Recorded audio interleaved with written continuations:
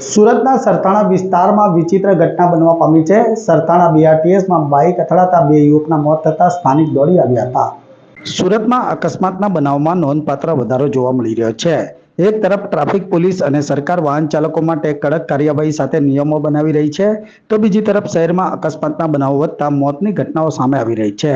ત્યારે સરથાણા વિસ્તારમાં વિચિત્ર ઘટના બનવા પામી છે।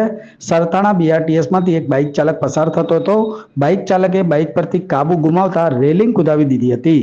બાઇક સાથે યુવક રેલિંગ કૂદી આવતા મોત થયું હતું, જ્યારે બીઆરટીએસ રેલિંગ કૂદનારા 38 વર્ષીય દિનેશ રાણાનું ઘટના સ્થળે જ મોત થયું હતું, જ્યારે રોડ પરથી પસાર થતા બાઇક ચાલક 19 વર્ષીય સાહિલ વસાવાનું પણ મોત થયું હતું। જ્યારે બંને મૃતક પરિવારજનોએ સામસામે પોલીસ ફરિયાદ કરી હોવાની વિગતો જાણવા મળી હતી। મારું નામ વિનોદ છે। હું મૃતક સાહિલભાઈનો કાકા હતા, સંબંધી। સાહિલ મજૂરવર્તી ગામથી અહીંયા સુરતના પાસબ્ર વિસ્તારમાં કામ અર્થે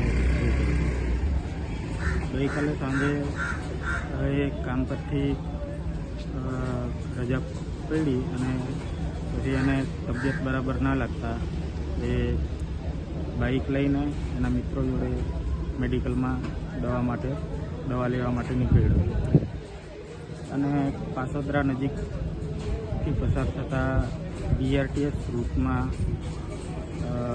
કોઈ અજાણ્યા રાહદારી અચાનક આવી જતા બાઇક સાથે ભટકાતા અકસ્માત થયેલ છે અને મૃત્યુ થયું છે।